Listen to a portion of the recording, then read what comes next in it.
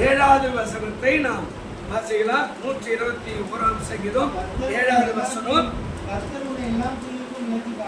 கர்த்தர் உன்னை எல்லா தீங்குக்கும் விலக்கி காப்பார், அவர் உன் ஆத்துமாவை காப்பார். ஆண்டவர் சொல்றார், அதாவது கர்த்தர் உன்னை எல்லா விதமான தீங்குக்கும் அவர் என்ன செய்வாரா, விலக்கி காக்கிற ஒரு தேவனாய் இருக்கிறார். உலகத்துல பொதுவாகவே நிறைய தீங்கான காரியம் நடந்து கொண்டே இருக்கிறது. நீங்க பாத்தீங்கன்னா பல விஷயம் உலகத்துல நடக்கத்தான் செய்யும்.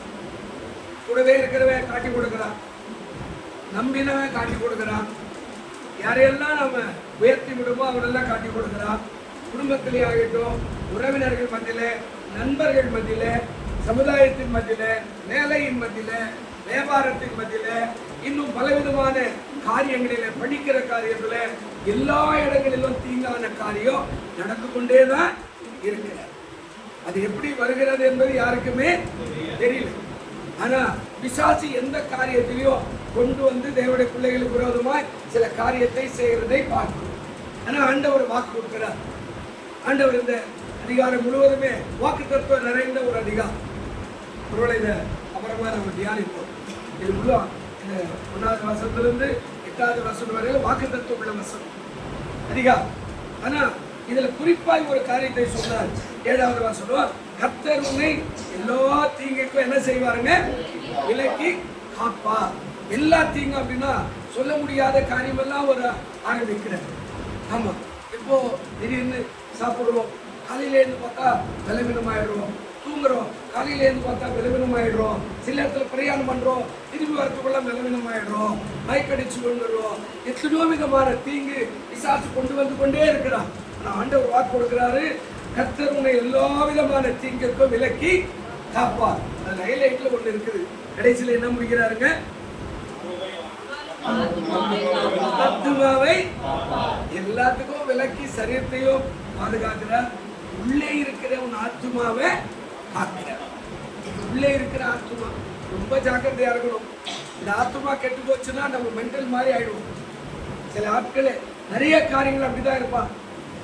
என்ன பேசுறான்னு தெரியாதே பேசுவான், என்ன செய்யறன்னு தெரியாமலே செய்வான், எதுக்காக செய்யறன்னு தெரியாமலே செய்வான்.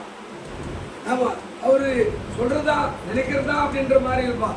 இப்ப பாருங்க, ஆண்டவர் சொல்றாரு, உலகத்துல வருகிற எல்லா கஷ்ட நஷ்டங்களுக்கும் நான் பாதுகாக்கிறேன், அதோட விசேஷமா உன் ஆத்துமா எனக்கு பிரியமானது. அல்லேலூயா. தாவீது அடிக்கடி சொல்லுவார்ல, 103ஆம் சங்கீதம் 1:2 ஞாபகம்தா? 103ஆம் சங்கீதம் 1:2 பைபிள் பார்த்தா சொல்லுவீங்களா?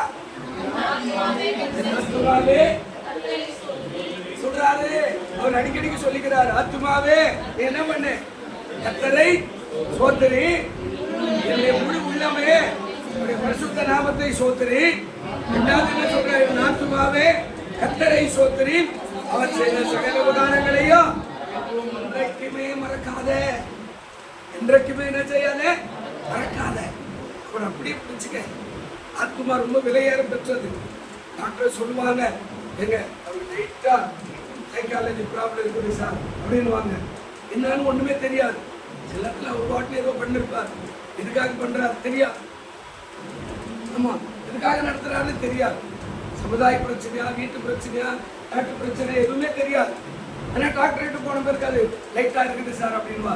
அப்ப இந்த ஆத்துமா விலையேற பெற்றது, தேவனுக்கு உரியது. தேவன் அதுல வாசம் பண்ண விரும்புகிறார், தேவன் அதுல குடியிருக்க விரும்புகிறார், தேவன் அங்க இருந்து பெரிய காரியங்களை செய்ய விரும்புகிறார்.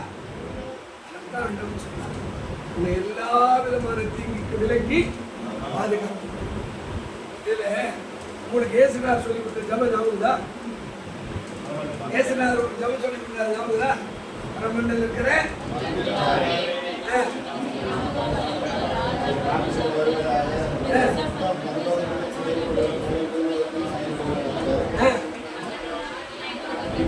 அது ஒரு வார்த்தை இருக்குது. என்ன வார்த்தை இருக்குதுங்க?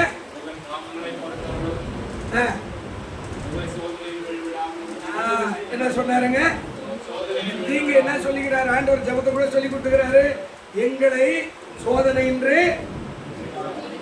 வசனம் இருக்குதா? 6ஆம் அதிகாரமா வாசிங்க, இருக்குதா?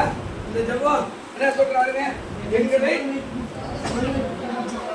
எங்களை என்னத்துக்கு உட்படாத சோதனைக்கு உட்பட பண்ணாமல் தீமை நன்று எங்களை என்ன செய்யுங்க. எவ்வளவு அருமையான வார்த்தை ஆண்டவர் எதுக்காக சொல்லுகிறார் பைபிள்ல? மத்தேயு 6ஆம் அதிகாரம் 13ஆம் வசனம் எல்லாம் குறிச்சு வச்சுக்க. உண்மையாகவே ஆண்டவருக்கே தெரியுது, நானே தீமைக்குரியவனா இருக்கிறேன்னா நான் படிச்ச மக்கள் தீமைக்கு உள்ளாவார்கள் என்பதை ஆண்டவர் என்ன செய்யறாரு? அறிஞ்சு வச்சிருக்கிறார். சிலுவைக்கு போகும்போது சொன்னார், நீங்கள் எனக்காக அழாமல் உங்களுக்காகவும் உங்களுடைய பிள்ளைகளுக்காக என்ன செய்யுங்க. ஏன் அவர் சொல்லும்போது ஒரு வார்த்தை, பட்ட மரமாய் இருக்கிற எனக்கே இந்த பாடுகளானா, பச்சை மரமாய் இருக்கிற எனக்கே இந்த பாடுகளானா, பட்ட மரமாய் இருக்கிறவங்களுக்கு அதிகமாய் வரும். அதனால்தான் அந்த ஜபத்தில் அழகா சொன்னாரு, தீமையிலிருந்து எங்களை ரட்சித்துக் கொள்ளும். தீமையிலிருந்து எங்களை என்ன செய்யுங்க, ரட்சித்துக் கொள்ளும், விடுதலையாக்கும். ஆண்டவர் இங்கே தாவீது அரசருக்கு முன்னாடியே வெளிப்பாடு கொடுக்கிறாரு. பல ஆயிரம் ஆண்டுகளுக்கு முன்னாடியே அவருக்கு வெளிப்பாடு வருகிறது. என்ன சொல்றாரு? கர்த்தர் உன்னை எல்லா தீங்குக்கும் விலக்கி நம்ம விலக்கி காக்கிறதுனால ஆண்டவர் வல்லவராக இருக்கிறார். எப்போது அவர் இருக்கு ஒரு தலைமொழி இருக்குது. என்ன அப்படின்னா, அதாவது உண்மை உள்ளோரை பாதுகாக்கிற கர்த்தர். இந்த 8 வருஷத்துக்கும் ஒரு தலைப்பு வச்சுக்கிறாங்க, உண்மை உள்ளோரை பாதுகாக்கிற கர்த்தர். உண்மையாய் வாழும்போது நம்மை பாதுகாக்க ஆண்டவர் வல்லவராய் நல்லவராய் இருக்கிறார். அதனுடைய நாமத்துக்கு ஸ்தோத்திரம். ஆண்டவர் சொல்றார், தீங்குக்கு விலக்கி காப்பார், உன் ஆத்துமாவை காப்பார், உண்மையாய் இருந்தால் எல்லாவற்றிலும் உன்னை காக்க நல்லவராய். அல்லேலூயா. நம்ம உண்மையா இருக்கிறோம். நம்ம ஏமாற்றி போய் சொல்லிட்டு கர்த்தர் விட்டுட்டாரு அப்படின்னா ஆண்டவர் பொறுப்பல்ல. அவர் சொல்றாரு, நான் அறியே இல்ல ஆண்டவரே, நேற்று என் தெருவில் வந்தீங்களே நான் அறியே, இல்ல ஆண்டவரே என் வீட்டில் பிசாசு ஒண்ணு நான் அறியே, இல்ல ஆண்டவரே நான் கூட காப்பி கொடுத்துறேன் நான் அறியே. என்னதான் செய்யணும்?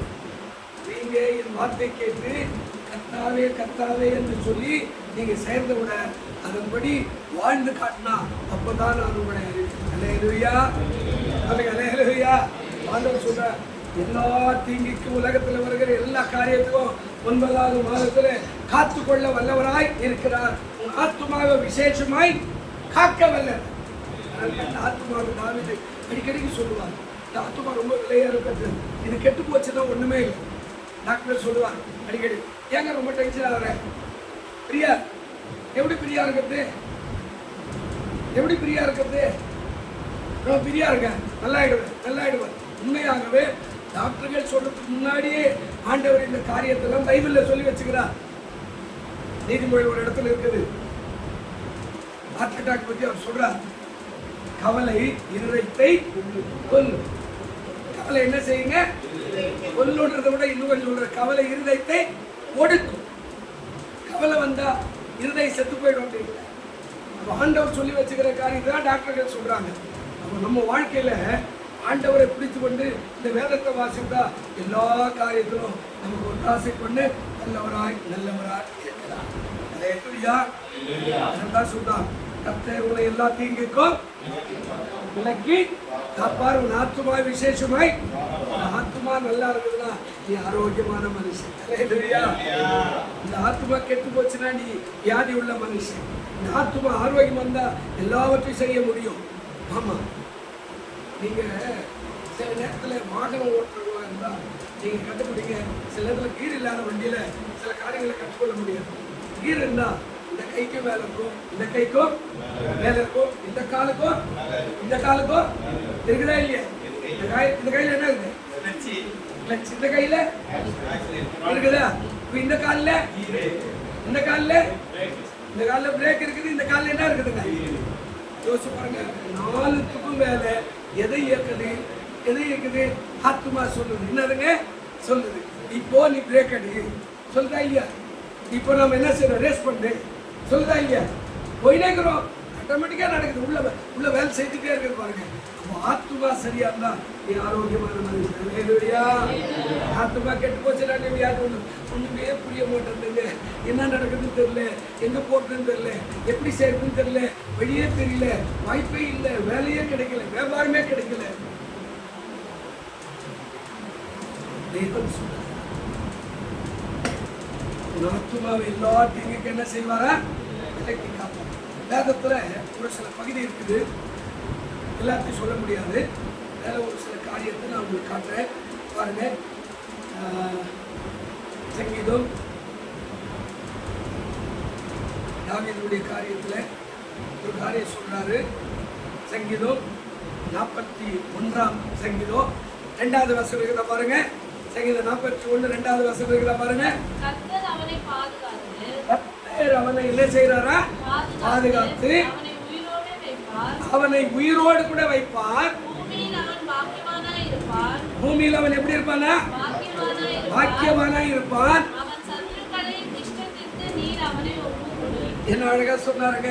இப்ப எப்படி காக்குறாரா? கர்த்தர் உன்னை எல்லா தீங்குக்கு எப்படி செய்யறாங்க? விலக்கி காக்குறேன்னு சொன்னாரு. இந்த வசனம் தாவீது கண்டுபிடிச்சிருக்கிறார். என்ன சொல்றாருங்க? இதான் வாசிப்பா. அந்த 2வது வசனம் முதல் காரியம் என்ன சொன்னார்? முதல்ல அவனை பாதுகாக்கிறார். நல்ல கவனிக்கணும். 2வது நம்ம என்ன செய்வாங்க? உயிரோட ஆண்டவரை நம்ம ஆராதிக்கிறோம். கர்த்தரை பாதுகாக்கிறாரு. 2வது என்ன பண்றாருங்க? உயிரோடு கூட நம்முடைய ஆவி, ஆத்துமா, சரி, 3மே உயிரோட, ஜீவனோட. உயிரோட இருந்தாதான் நல்ல மனுஷன். ஏதாவது ஒண்ணு போயிடுச்சுன்னா என்ன ஆகிடும்? ஆவி போயிட்டா என்ன ஆகிடுமா? ஆவி போயிடுச்சுன்னா டெத் ஆகிடும். அப்படிதானே? இல்லை எட்டு போக அவர் இறந்துட்டார் சொல்றமா இல்லையா? அப்ப நம்ம ஆவி போயிடுச்சுன்னா அவுட்டுங்க. 2வது ஆத்துமா இல்லைன்னா சாரிங்க, அவர் என்ன ஆயிட்டாரு? லூஸ் ஆயிட்டார். சிம்பிளா சொல்ல எப்படி ஆயிட்டாருங்க? லூஸ் ஆயிட்டார். சரி, இதுக்கு 2க்கு அடுத்தபடி சரீரம் ஒண்ணுமே கிடையாது. பிசாசு ஆயிட்டார். ரத்தினா பிசாசு வெறுக்குதுங்க. எப்படி வருது? கற்பா வருது, வெள்ளையா வருது. பிசாசு நம்மள மாதிரியே பொறுமையா தான் இருக்கும். அந்த கற்புருவம் வெள்ளை உருவமெல்லாம் என்னதுங்க இல்லை, நம்மள மாதிரியே இருப்பான். நம்மள மாதிரி பேண்ட் ஷர்ட் தான் போட்டுருப்பான். நம்மள மாதிரி ஆமா புடவையெல்லாம் கட்டிட்டு இருப்பான். கத்தலுக்கு சோத்துரும். பிசாசு நம்மள மாதிரியே தான் இருப்பான். பெரிய உருவமெல்லாம் கிடையாது. நம்ம பக்கத்துலேயே வந்து சொல்லுவான், இது பண்ணாது, எத்தனை வாய்களையும் பேசுனேன், இப்போ உங்களுக்கு கொஞ்சம் சின்ன சோதனை தாங்கிறியா பார்க்கலாம் அப்படின்னு நேராக வந்து நிற்பான் பக்கத்தில். எத்தனை சோதனம். ஆமாம், எப்படி வரும், எப்படி நடக்கும் யாருக்குமே தெரியாது. கூடவே இருந்து எல்லாம் பண்ணுவோம். ஒன்றும் இல்லை. நேற்று காலையில் கவர்மெண்ட்டு வந்து சும்மா அந்த இதில் அந்த பென்சில் படுக்கிற அப்படியே பகல் கனவு அது சும்மா அப்படியே படுத்துறேன். ஒரு சிங்கம் தொத்துற மாதிரி, சிங்கத்தை நான் தொத்துற மாதிரி வருது. நான் ஏதோ சிங்கத்தை நான் தொடுத்துனா சிங்கம் என்ன தொட்டுச்சா? ஏசுனார் எது கொடுத்தாரு கனவு? நாம எதையோ ஒன்று பார்த்துட்டு வந்து பார்த்தா அதற்கு கனவாய் வந்து அதான் சொல்றாரு. முதல்ல கர்த்தர் உன்னை காப்பார், அவனை உயிரோட வைப்பார். 3வது என்ன சொன்னார்? பூமியில நீங்க நான் யாருங்க? வலது கை இங்க வச்சு சொல்லுங்க. பூமியில சொல்லுங்க. பூமியில நான், என் பிள்ளைகள், என் குடும்பம் பாக்கியவானாய் இருப்போம். விசுவாசி இப்படிதாங்க. அவன் பூமியில எப்படி இருப்பான்? பாக்கியவானா, ஆசீர்வதிக்கப்பட்டவன். பூமியில யாருங்க? ஆசீர்வாதம். பாக்கியத்துக்கு அடுத்த போது அதான் சொல்லுது ஆசீர்வாதம். பொருளாதாரத்துல, பணத்துல, பொருள்ல, அதாவது வேலையில, வியாபாரத்துல, மற்ற ஆசீர்வாதத்துல, சரீரத்துல நல்ல சுகம், நல்ல நல்ல எல்லாமே ஆசீர்வாதம். நிறைய ஆசீர்வாதம் இருக்கு. நிறைய பேருக்கு தெரிஞ்சதெல்லாம் பணம் தான். நிறைய பேருக்கு பணம் தாங்க. நல்லா ஆசீர்வாதமாக்குறாருங்க. அவரவர்களுக்கு ஆசீர்வாதம். நல்ல ஆரோக்கியமா இருக்கிறார். கிட்டத்தட்ட 100 வயசு வரைக்கும் அவன் நல்லா சாப்பிட்றான். இவ்வளோ சாப்பாடு சாப்பிட்றான், நல்லா ஜீர்ணம். உங்ககிட்டனா நீங்க வந்து என்ன சொல்லுவீங்க? அட்டியம்மா கொஞ்சமா சாப்பிடு சொல்லுவீங்களா இல்லையா? உன் வயசுக்கு இவ்வளோ சாப்பிட கூடாது சொல்லுவோம். ஆனால் 100 வயசுல கூட இவ்வளோ சாப்பாடு சாப்பிட்டு நல்ல ஆரோக்கியமா ஜீர்ணாகி கட கட கட கட கட இந்த தெருவில் ஒரு பாட்டியம்மா நான் பார்க்குறேன். 2 மாடி படிக்கட்டி கழுவுது, ஊட்டியும் கழுவுது, இன்னொரு வீட்டில் கோலம் போட்டு, இன்னொரு வீட்டில் வேலை செய்யுது. வயசு இதே ஒல்லி குச்சி மாதிரியே தான் இருக்குது. அது டீ குடிக்குது, எல்லாம் செய்யுது. நம்மளுக்காக யோசிக்கிறோம், 2வது மாடியா அப்பா சோத்து நாட்டவரே எங்கே போனாலும் நான் நினச்சிக்கிறது இந்த கேரள்ஸில் எங்கே போனாலும் 2வது மாடியிலே இருக்குது நம்ம விசுவாசி.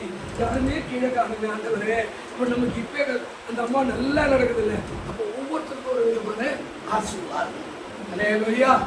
அவனை காப்பார், 2வது அவனை உயிரோடு வைப்பார், 3வது என்ன சொல்ல பூமியிலாவே, 4வது அவன் சத்துருக்களின் இஷ்டத்திற்கு அவனை நீங்க என்ன செய்ய மாட்டீங்க. எவ்வளோ பெரிய ஆசீர்வாதம். அல்லேலூயா. ஆத்துமா கையில பிடிச்சிருந்தாரு. சிங்கம் வந்தாலும் சிங்கத்துக்கு சொல்லுவா இன்பனாதே என்னுடைய பிள்ளை. அல்லேலூயா. அவரு சத்துரு இஷ்டத்தை விட்டா சிங்கம் கதறி கொதறி ஒரு வழி ஆகிடும் நம்மளை, இப்படிதானே? நம்மளை அவர் எவ்வளவா குடும்பமாய் பாதுகாக்கிறார். என்னத்தான் சொல்றார் நேரத்துல அவர் சொல்றார், கர்த்தர் உன்னை எல்லாத்தையும் இங்க இருக்கும் விலக்கி 4 காரியம். ஒன்று காக்கிறவ, 2வது இந்த வசனம் என்ன வசனம், ஒன்று காக்கிறவ, ஒன்று உயிரோடு வைக்கிறவ, வாக்கியமாய் மாற்றுகிறவ, சத்துடைய இஷ்டத்துக்கு அவனே. கர்த்தர் எப்பவுமே நல்லது. நம்ம அடுத்த வேடிக்கை பார்த்து நல்லா தான் போடுறான் என் பிள்ளை சண்டை இதெல்லாம் பார்க்க மாட்டேன். அவர் இஷ்டத்துக்கு போடாம அவருக்கு ஒரு எண்ணெய் இல்லை. கவனிங்க, இப்போ லாபான் வருகிறார். யாக்கோபு முன்னாடி போயிட்டான், சொல்லாத பொழுது போயிட்டான். 2 மனைவி கூப்பிட்டுட்டான், 13 பிள்ளைகளை கூப்பிட்டுட்டான், ஆடு மாடு கூப்பிட்டு எல்லாத்தையும் போயிட்டான். கர்த்தர் சொல்லிட்டாரு என் கூட அப்படின்னாரு. எல்லாத்தையும் எடுத்து போயிட்டான். லாபான் வரான், அவனுக்குரிய ஆட்களை எடுத்துட்டு இன்னைக்கு அந்த யாக்கோபு ஒரு வழி பண்ணி ஆகணும். இன்னைக்கு அவன் வெட்டி கூறு போட்டுருந்தோம். என் 2 பொண்ணையும் கூட்டு போட்டான், என் தெய்வம் எல்லாம் கூட்டு போட்டான், என் ஆடு மாடி சேர்த்து வாங்கி போயிட்டான் எல்லாருக்கும் சொல்லி அவன் ஊர்ல இருக்கிற ஜனத்தெல்லாம் கூட்டு போறான். 2 நாள் பிரயாணம், ஒரு இரவு தங்குறான். கர்த்தர் அவனோட பேசுறா, நீ என் தாசனாகிய யாக்கோபுடைய நன்மையே என்று தீமை ஒன்றோ பேசாதிருப்பாயாக. மருமகனை பார்த்து எப்படி அப்படி பண்ணிட்டு அநியாயக்காரனும் அப்படியா இப்படியா, நான் இப்ப கூட உன்னை கொண்டு போறதுக்கு எனக்கு வல்லமை இருக்குது. ஆனா நீ வணங்குற தேவன் ராத்திரி என்னோட கூட என்ன செய்யறாரு, என் யாக்கோபோட நீ நன்மை என்று தீமை ஒன்றோ பேசாத, பேசல நீ அடி வாங்கிடுவ. நம்ம தேவன் எவ்வளவு சத்துடைய இஷ்டத்துக்கு நம்ம என்ன செய்ய மாட்டாருங்க, ஒப்பு கொடுக்க மாட்டார். அவர் கட்டுப்பாட்டில் தான் வச்சிருப்பார். தப்பு பண்ணிட்டோம். ஆமா, இவ்வளவு யாக்கோபு தப்பு பண்ணல. கர்த்தர் சொன்னார் போடா எழுந்து என் தேசத்துக்குன்றார். ஆனா கர்த்தர் அவனுடைய இஷ்டத்துக்கு போடுதான் அவன் பொண்ணு கூட்டு போட்டிருப்பான் அவனாந்தத்துல. இன்னைக்கும் நமக்கு நல்ல தேவனா ஒவ்வொரு நாளும் சத்துடைய இஷ்டத்துக்கு கூடாம நம்மளை பாதுகாக்கிற ஒரு தேவனா இருக்கிறார். அல்லேலூயா. சொல்லுங்க அல்லேலூயா. கர்த்தர் உன்னை எல்லா தீங்குக்கும் விலக்கி. சாலமோன் என்ன சொன்னார், தாவீது சொன்னார். சாலமோன் என்ன சொன்னார், இன்னொரு 10 நிமிஷம் 6:30 10 நிமிஷம் இருக்குது. சாலமோன் என்ன சொல்றார் பாருங்க, நீதிமொழிகள் 2ஆம் அதிகாரம். சாலமோன் ராஜா என்ன சொல்றார், தாவீதுடைய மகன் இல்ல, இவர் என்ன சொல்றாரு பாருங்க. நீதிமொழிகள் 2ஆம் அதிகாரம் 8வது வசனம் வாசிங்க. என்னங்க, நியாயத்தின் எதிரிகளா வெளிகளா? நியாயத்தின் எதிரியா? எலிகளா? புரியல இந்த காரியம். நானே பார்த்துக்கிற முடியும். நான் வாசிங்க, இப்போ வாசிங்க. நியாயத்தின் நெறிகளை தற்காத்து. இது என்ன ஆசீர்வாதம்? நியாயத்தினுடைய நெறிகள் அப்படின்னா அதுக்கு நெறினா என்னதுமா புரியலையா? நெறினா என்னதுமா? நெறி முறைகள், விதி முறைகள். நெறினா என்னதுங்க? விதி முறைகள். வண்டி ஓட்டும் போவோம். இப்போ நமக்கு ஒரு காரியம் வச்சுக்குது, ரைட்ல போட்டா லெஃப்ட்ல போட்டா? லெஃப்ட்ல போக முடியாது, போகலாம். ரைட்ல நம்ம எதில் ரைட்ல என்ன செய்யக்கூடாது, வண்டி ரைட்ல என்ன செய்யக்கூடாது. அக்கறைக்கு போய்த்தா ரைட்ல என்ன செய்யணும், உடனே லெஃப்ட்லாம் போகலாம், ரைட்ல போக முடியாது. விதிமுறைகள், அதான் நெறிமுறைகள். ஆண்டவர் நம்ம கிறிஸ்துவர்களுக்கு ஒரு நெறிமுறைகளை வச்சுக்கிறார். மகனே மகளே, இப்படிதான் நீ வாழணும், இப்படிதான் நீ ஜீவிக்கணும், இப்படிதான் நீ குடும்பம் நடத்தணும், இப்படிதான் உங்க வாழ்க்கையை அமைச்சுக்கொள்ளணும். இதுதான் முக்கியமானது. நாங்கள் சின்ன வயசுல போது கிராமங்கள்ல சொல்லுவாங்க, கர்ப்பிணிகள் ஆகிட்ட பெண்கள் அந்த பாட்டியம்மா மாமியாருக்கு மாமியார், ஏதாவது மாமியாருக்கும் பக்கத்து வீட்டு மாமியாருக்கு 4 பேர் இருப்பாங்க. சொல்லுவாங்க, அம்மா இப்படி படுக்காதுமா பிள்ளைக்காக, இப்படி தூங்காதுமா பிள்ளைக்காக, இப்படி சாப்பிடாதுமா பிள்ளைக்காக. இப்பெல்லாம் சொல்கிறாங்களா? மாமியாருக்கே சொல்கிறாங்க. பரவாயில்ல, நான் பிரியாணி சாப்பிட கூட என் பிள்ளை பிரியாணி மாதிரியா பொறுப்பேன் சொல்கிறாங்களா இல்லையா? இப்போ அதெல்லாம் ஒன்றுமே கிடையாது. அந்த காலத்தில் அப்படி சொன்னாங்க, இப்படி படுக்காதுமா பிள்ளைக்கு ஆகாதுமா, இதை சாப்பிடாதுமா பிள்ளைக்கு ஆகாதுமா. எங்கள் அம்மா கூட பிறகும்போது சொன்னாங்க, எங்கள் பாட்டி சொன்னாங்கடா, உங்கள் பாட்டி இதெல்லாம் சாப்பிடாதுன்னு, நான் தான் மீறி சாப்பிட்டேன், அதனால கர்ப்பத்தின் கொடுமை உனக்கு எப்பவுமே இந்த தொண்டையில் அந்த சளி இருந்துக்கிட்டே தான் இருக்கும். இப்போ கட்டிடுச்சு பாருங்க, இந்த கர்ப்பம் இதுலேருந்து இது வரைக்கும் ஊற்றிக்கிட்டே இருக்கும், இந்த இதுலேருந்து இது வரைக்கும் தண்ணி ஊற்றிக்கிட்டே இருக்கும். ஒரு எழுத்து கூட எழுத முடியாது. அதுக்கு ஒரு கட்சீட் வச்சு பேப்பர் மேலே வச்சு அதனால தான் ஏதாவது எழுத முடியும். இல்லை அந்த பேப்பரெல்லாம் இந்த தண்ணி இங்கிருந்து இது வரைக்கும் வேறு அப்படியே ஃபுல்லாக நஞ்சிடும். இன்ன வரைக்கும் இருக்குது, மாற்ற முடியல. நானும் பல ஆயிரக்கணக்கான மருந்தெல்லாம் சாப்பிட்டுக்கிறேன். ஹாஸ்பிட்டலில் போய் வருஷக்கணக்காக வியாதியில் இருந்திருக்கிறேன், வருஷக்கணக்காக இன்ஜெக்ஷன் போட்டுக்கிறேன், வருஷக்கணக்காக மருந்து மாத்திரம் போட்டேன். அது மாறவே இல்லை, இன்ன வரைக்கும் மாறலை. இப்போ கூட டாக்டர் கூட பார்க்குறது, ஒரு பேப்பர் வச்சுக்கிறேன், அதுக்கு மேலே அதை கட்சி போட்டுன்னா இந்த குறிப்பை எடுத்துருக்கிறேன், வச்சு எடுத்தோம்னா மொத்தமே தண்ணி வந்துடும், அப்படியே பேப்பராக நஞ்சிடும். பாருங்க, ஆண்டவர் அவரவர்களை பாதுகாக்கிற கர்த்தருக்கு சொன்னார், விதிமுறைகளை ஆண்டவர் வகுத்து வச்சிருக்கிறார். அல்லேலூயா. கர்த்தருடைய எல்லா தீங்குக்கு விலக்கி காக்கணும்னா என்ன வச்சுக்கிறாங்க? விதிமுறைகள். மறுபடியும் அந்த வசனம் வாசிமா சீக்கிரம். என்ன சொன்னார்? முதல்ல கர்த்தர் நியாயத்தின் நெறிகளை தற்காத்து நம்முடைய பரிசுத்தவானுடைய பாதை என்ன செய்யறாங்க?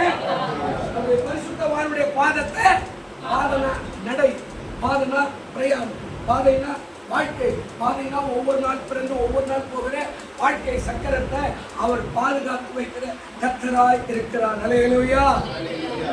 சாலமோன் தாவீதை விட கொஞ்சம் மேலா சொல்றார், காத்து வச்சுக்கிறார். அவனே அதில் இல்லாமல் அவன் ஆயிரக்கணக்கான மனைவிமார்களை கல்யாணம் பண்ணி அவருடைய சப்ஜெக்டே 1 ராஜாக்கள் 10ஆம் அதிகாரத்தோடவே முடிஞ்சு போச்சு. சாலமோனுடைய வாழ்க்கை சக்கரம் 1 ராஜாக்கள் அந்த 10ஆம் அதிகாரத்தோடு அவருடைய முடிவு எல்லாமே முடிஞ்சு போச்சு. ஆனால் தாவீது அதாவது புதிய ஏற்பாட்டு வரைக்கும் வருகிறாரு. காரணம், அவர் கர்த்தருக்கு பிரியமாய் வாழ்ந்தார், இவன் கர்த்தருக்கு பிரியமில்லாத வாழ்ந்தான். நெறிமுறைகளை பற்றி பேசின சாலமோன் நெறிமுறைகளை கடைபிடிக்காமல் போவதனால அவருடைய வாழ்க்கை முடிவு போனது. பிரியமானவர்களே, ஆண்டவர் சொல்றாரு, கர்த்தர் உன்னை எல்லாத்தையும் விட்டு விலக்கி தற்காத்து. அடுத்த காரியங்கள் சொன்னார், தற்காத்து. அந்த வசனம் 8வது வசனத்துல பரிசுத்தவருடைய பாதையை செவ்வாய்ப்படுத்த. 3வது ஒரு ஆள் மேலாக 3வது அருகே 1 தாவீது, 2வது சாலமோன், 3வது ஒரு ஆளை பார்க்கலாம். தானியேல். நிறையா இருக்குது, 8 காரியம் வச்சிருக்கிறேன், எல்லாத்தையும் பார்க்க முடியாது. தானியேல் பாருங்க, 3ஆம் அதிகாரம் இருக்குதா? தானியேல் 3ஆம் அதிகாரம், நான் 2 நிமிஷத்துக்கு முடிச்சிடலாம். தானியேல் 3ஆம் அதிகாரம் 28வது வசனம் இருக்கிறா பாருங்க, வாசிங்க. தானியேல் 3:28 இருக்கிறா பாருங்க. அப்போது நேபுகாத்நேச்சார் வசனித்து சாத்ராக், மேஷாக், ஆபேத்நேகோ தேவனுக்கு ஸ்தோத்திரம் சேவித்து பணியாமல் அவரையே நம்பி ராஜாவின் கட்டளை தள்ளி தங்கள் சரீரங்களை ஒப்பு கொடுத்ததினால் அவர் தமது தூதரை அனுப்பி நம்முடைய தூதரை விடுதலையாக்கினார். அல்லேலூயா. தானியேலுடைய காரியத்துல ஒரு சம்பவம் என்ன அப்படின்னா, அதாவது கர்த்தர் எல்லாத்தையும் விட்டு விலக்கி கடைசியில முடிவும்போது ஒரு வார்த்தை சொல்றாரு தானியேல்ல, அதாவது தங்கள் சரீரங்களை ஒப்பு கொடுத்ததினால் அவர் தமது தூதரை அனுப்பி தம்முடைய தாசரை என்ன செய்தார்? விசுவாசத்துல தான் அர்ப்பணிக்கும். சபையை கூட சரி, பலவீனம் வந்தா கூட விசுவாசத்துல கர்த்தருடைய கருத்துல ஒப்பு கொடுக்குறங்க. நேற்று கூட சொன்ன, அவன் பார்த்து கொள்வாரு உலகத்துல சொல்லுவா இல்ல, நீ அதை தான் சொல்லணும். அவர் பார்த்து கொள்வாருங்க, ஜெபம் பண்ணிட்டுங்க. அவர் பார்த்து கொள்வாருங்க, ஜெபம் பண்ணிட்டுங்க. அவர் நடத்துவாருங்க, ஜெபம் பண்ணிட்டுங்க. என் பிள்ளைக்கு அவர் கல்யாணம் பண்ணி வைப்பாருங்க, ஜெபம் பண்ணிட்டுங்க. அந்த கல்யாணமே பண்ணாங்கன்னா காசு பரவாயில்ல சேர்க்காது, அப்படியெல்லாம் இல்லை. ஜெபம் பண்ணிக்கிற நல்ல பெண்ணு கிடைக்கும், நல்ல பிள்ளை கிடைக்கும், நல்ல கல்யாணம் நடக்கும், சந்ததி வளரும். இதான் விசுவாசம். கேட்குறா, எப்பா இந்த சிலையை வழங்குறியா? அதெல்லாம் முடியாது. இல்லைப்பா, சூளை எரியுதுப்பா, பரவாயில்ல எண்ணிட்டு போட்டோம். நான் என்ன கவலைப்பட மாட்டோம். 3 பேரும் அடிமைகள், அந்த தேசத்துக்கு அடிமையை கொண்டு வந்தப்பட்டவர்கள். இந்த அடிமைகளை கேட்கலாம், தெரிஞ்சுட்டுனா தூக்கி போடுறோம்னா பரவாயில்ல. அந்த அதிகாரத்தை நீங்க வாசிக்கலாம். வீட்டில் போய் இந்த சூளையில போடுவதற்கு இந்த 3 வரியை கட்டி தூக்கலாம் பாருங்க. ஒரு ஆள் 2 பேரும் 4 பேரும் தூக்கலாம் பாருங்க. கட்டி அக்னி சூளையில போடுறதுக்காக போனா பாருங்க. உள்ள போட்டு திரும்பி வரும்போது இந்த 4 பேரும் என்ன ஆகிட்டா, அக்னி பட்டு நெருப்பாலே சுடப்பட்டு செத்துட்டான். ஆனா ராஜா பார்க்கிறார், தூக்கி போட்டு எத்தனை பேரு? தூக்கி போட்டு எத்தனை பேரு? 3 பேரு. அவர் கண்ணுக்கு எத்தனை பேர் தெரியும்? அந்த 4வது அவன் யாரு? நம்முடைய ஆண்டவர் நம்மோடு இருக்கிறார். அல்லேலூயா. நீ யாரை கொண்டு ஆண்டவரை விடாமல் பாதுகாப்போடு கூட நடத்தி கொண்டே இருந்தேன்னா அவர் உன் பின்னாடி வருவார், அவர் முன்னாடி வருவார், உன் போக்கில் வருவார், உன் மரத்தில் வருவார், உன்னை இங்கே போவார், அங்கே போவார். எங்கே போனாலும் உன்னை பாதுகாக்க ஒரு தூதர்களை அவர் வழி அனுப்பிக்கிட்டே இருப்பார். 4 ஆள் உலாவுறார், 4 ஆள் உன் கூட நடக்கிறார், 4 ஆள் உனக்கு முன்னாடி நடக்கிறார், 4 ஆள் உனக்கு பின்னாடி நடக்கிறார். கர்த்தர் பாதுகாக்க வல்லவராக இருக்கிறார். அல்லேலூயா. சொல்லும்போது ஒரு வார்த்தை சொல்லுங்க, ஒரே ஒரு வார்த்தை. எகிப்தியர் விடுதலை போறாங்க. நல்ல கவனிங்க. பார்வோன் பின்னாடி வராங்க, முன்னாடி செங்கடல். இப்போ ஜனங்க தவிக்கிறாங்க. 1 இல்லை 2 இல்லை, 20 லட்சம் ஆண்கள், 20 லட்சம் மனைவிகள், 20 லட்சத்துக்கு 2 பிள்ளைனா அது ஒரு 20, 40 லட்சம் பேர் போய் நிற்கிறாங்க. உள்ள போறோம். 5 லட்சம் ஆண்கள்னா அது ஒரு மனைவி, ஒரு ஆள் வச்சிருப்பாங்க, 2 ஆள் 2 3 ஆள் வச்சிருப்பாங்க. அதெல்லாம் நமக்கு தெரியாது. பைபிள் சொல்லுது. ஒருவேளை 20 லட்சம் பேர் இப்போ போறாங்க. இப்போ அவங்க பின்னாடி வரவன் யோசிக்கிறாங்க, 20 லட்சம் பேர்ல நம்ம குறைஞ்சபட்சம் ஒரு 10 லட்சம் பேராவது கொண்டு விடணும். ஆனால் முன்னாடி செங்கல் எப்படி போறது? ஆண்டவர் மோசையை பார்த்து சொல்றார், கரத்தை நீட்டு அற்புதம் நடக்கணும். கையெண்ணெட்டோடு செங்கடல் பிறகுறது பாருங்க. தொட்டில் வந்தோடு முன்னாடி இரவு நேரத்தில் செங்கடலை புழக்கத்துக்கு முன்னாடி ஒரு அற்புதத்தை செய்கிறாரு. அந்த மேகம் வானத்திலிருந்து இறங்குற மாதிரி அக்னி வானத்திலிருந்து மேலே கீழே வரும்போது அவன் உள்ளே புக முடியாதபடிக்கு அந்த அக்னி தடுக்கிறது. இங்கே இவர்களுக்கு செங்கடலுக்கு அற்புதத்தை செய்யும்படியாக ஆண்டவர் கடலை பிளந்து கொண்டிருக்கிறாரு. அங்கே அற்புதம் நடக்கிறது. ஆண்டவர் உனக்கு முன்னும் பின்னுமாய் உடன் வருகிறவர் எல்லாத்தையும் இங்கே விலக்கி காப்பார். அல்லேலூயா. நம்ம இவ்வளவு சீக்கிரம் கைவிடுவாங்க. நம்ம ஆத்மாவை என்ன செய்வாங்க? இந்த காலோடையில வந்திருக்கிறவங்களை சொல்லுங்க. 3 பேர் சொன்னார். ஒன்று தாவீது சொன்னார், ஒன்று சாலமோன், இன்னொன்று அவருடைய அடிமை. ஆனால் அவர்கள் வைராகியமாய் கர்த்தருக்காய் வாழ்ந்த போது தூக்கி எறிந்தார்கள். தூக்கி கொண்டு போனவெல்லாம் எரிஞ்சு செத்து வைத்தான். ஆனால் அந்த 4 பேரும் உலாவுறார். அந்த 4வது ஆண்டவர் தூதனாய் வந்து உலாவினார். உங்களுக்கு எனக்கு உதவி செய்ய ஆண்டவர் அல்ல. கண்களை மூடுவோம். நல்ல பிதாவே, இந்த செய்தி கேட்டுக்கொண்டிருக்கிற எல்லா மக்களுக்காய் சோத்திரம், பார்த்து கொண்டிருக்கிற எல்லா மக்களுக்காய் சோத்திரம். ஆண்டவரே, கர்த்தர் எல்லா தீமைக்கு விலக்கியங்களை பாதுகாக்கிற ஒரு தேவனாய் இருக்கிறபடினாலும் நன்றி. அந்த ஆசீர்வாதம் ஆத்துமாவையும் விலையேற பெற்றதா நீ பார்க்கிறபடினால் மக்கள் நன்றி சொல்கிறோம். இயேசுவின் நாமத்தில் வேண்டிக் கொள்கிறோம் நல்ல பிதாவே. ஆமென். எழுந்திருப்போம்.